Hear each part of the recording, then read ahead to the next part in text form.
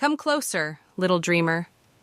Nestle under your blanket and let the night wrap around you like a soft cloak.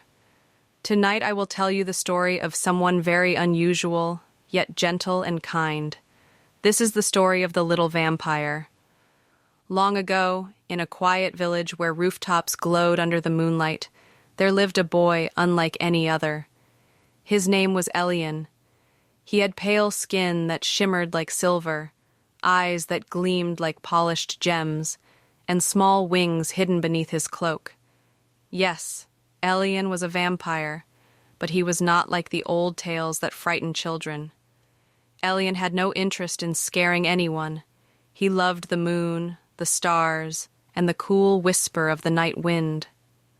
While the other children played in the sunlight, Elian played in shadows. He collected fallen feathers, listened to owls, and watched fireflies glow like tiny lanterns. There was only one problem.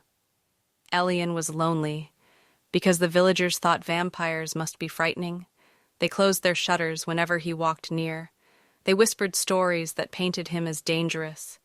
Elian never argued. He simply wandered the quiet streets, wondering if anyone would ever see the truth. One evening, as the moon rose high, Elian perched on the roof of the old church. From there he could see the valley below, fields silvered with dew and the forest dark and deep.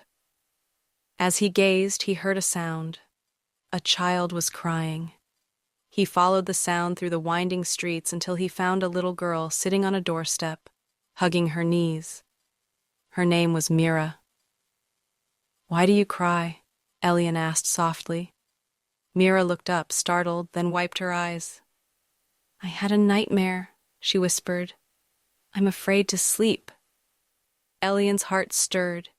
He knew the weight of fear, for he carried his own each night.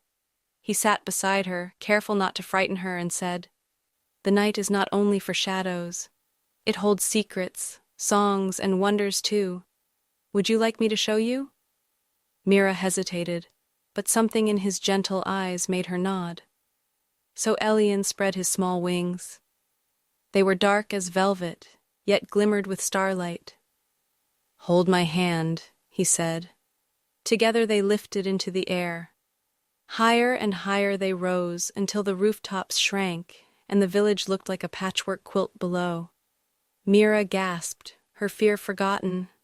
They drifted over the forest where foxes curled in their dens, and over meadows where fireflies painted golden sparks in the dark.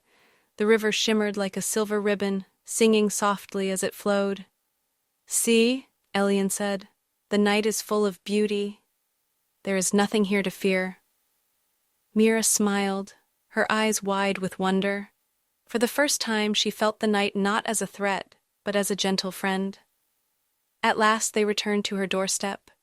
Mira yawned, her fear replaced by calm. "Thank you," she whispered. "Will you come again?" Elian nodded, his heart lighter than it had ever been.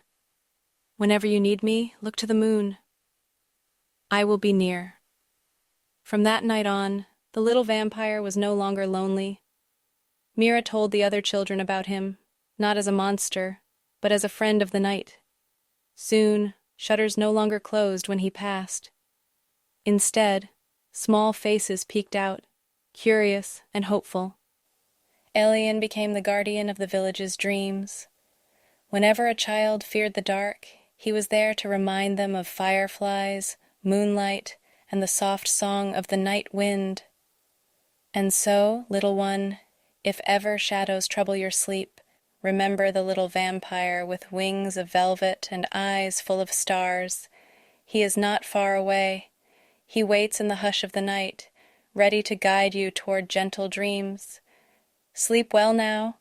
The moon is watching, the stars are singing, and the little vampire is smiling somewhere above, keeping watch until morning. Good night.